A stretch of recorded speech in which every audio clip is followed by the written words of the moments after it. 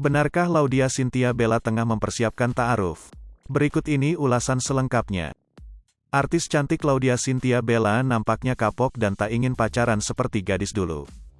Diketahui kala itu sederet nama pria sudah menghiasi hati Laudya Chintya Bella.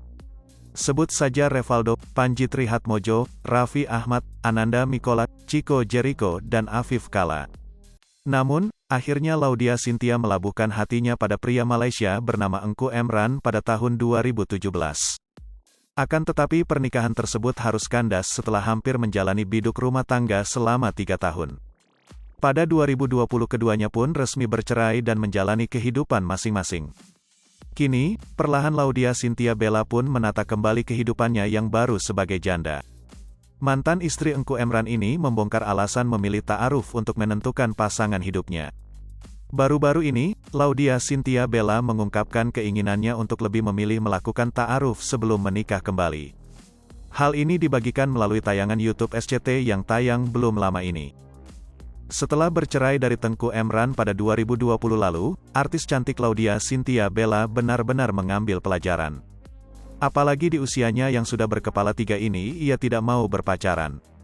Wanita kelahiran Bandung, tanggal 24 Februari tahun 1988 ini hanya ingin menjalani hubungan dengan seorang pria melalui ta'aruf. Wanita yang akrab disapa Laudya Chintya Bella ini juga menegaskan tidak ingin menyentuh ataupun memegang tangan seorang pria karena takut dosa. Hal ini diakuinya dalam sebuah wawancara mengenai rencana pernikahannya melalui ta'aruf. Jadi, nggak mau pacaran kayak pegangan tangan segala macam, aku kayak ngulang aku yang dulu, ucap Laudya Chintya Bella. Bagi Bella, jika sudah bertemu dengan seorang pria yang dapat membuatnya nyaman, barulah ia siap melaju ke jenjang pernikahan.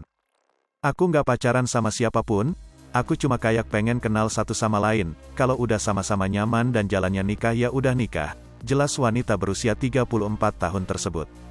Bella sampai kini memang tak pernah terdengar isu tengah dekat dengan siapapun. Itulah kabar terbaru mengenai artis cantik Laudya Chintya Bella yang memilih untuk ta'aruf jika menikah kembali.